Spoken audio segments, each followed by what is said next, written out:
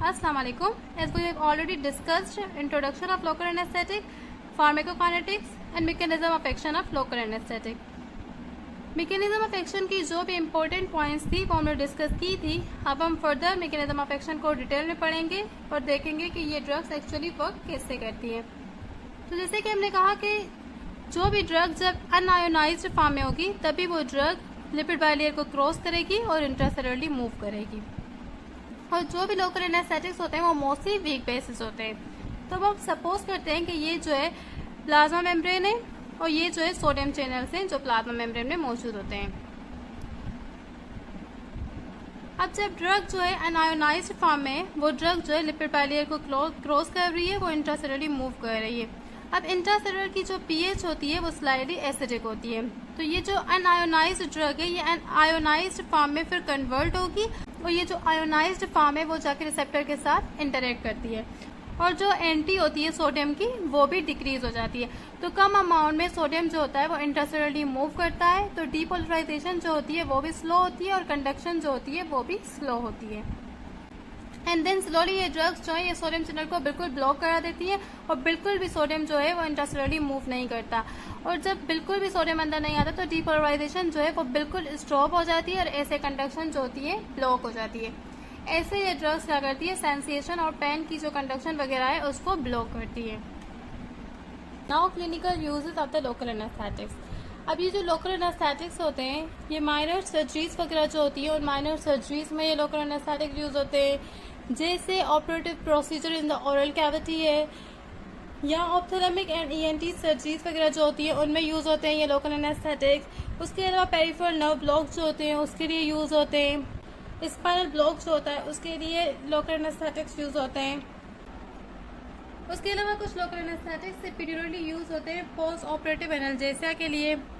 तो ये सारे हो गए major use of the local anaesthetics. उसके बाद है toxic effect of the local anaesthetics. Local anaesthetics जो है वो सेडिएशन भी कराते हैं.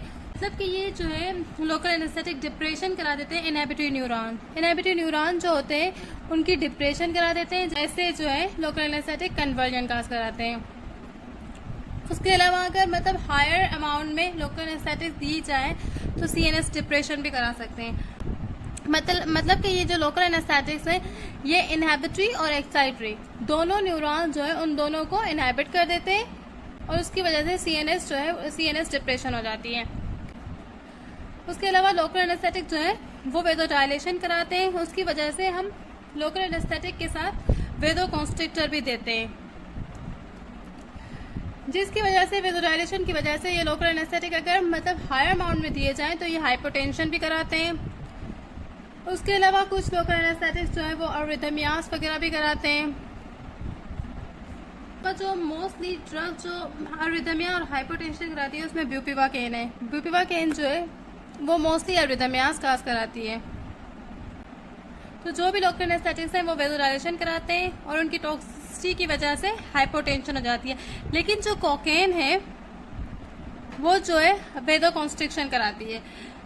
जो कोकेन है उसकी टॉक्सिसिटी से हाइपरटेंशन होता है, सेरिब्रल हेमोरेज होता है, कार्डिक अरिथमियास होती है और मायोकार्डियल इन्फार्क्शन होती है कोकेन की टॉक्सिसिटी की वजह से.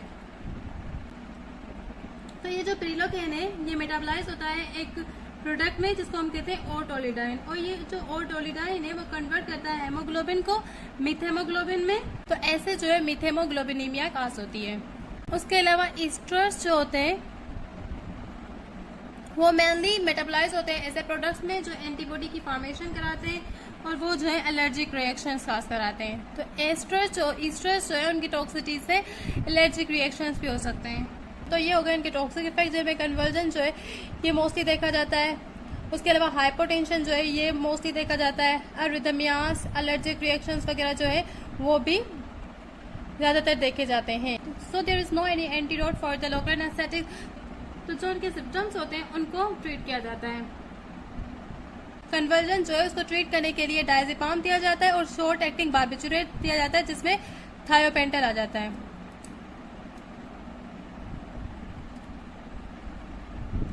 उसके अलावा न्यूरोमस्कुलर ब्लॉकिंग ड्रग्स जो है वो भी यूज की जाती हैं वायोलेंट कन्वर्सिव एक्टिविटी को कंट्रोल करने के लिए. और यहाँ पे हमारा लोकल एनेस्थेटिक्स खत्म होता है. Hopefully you guys have understood. Thank you for watching.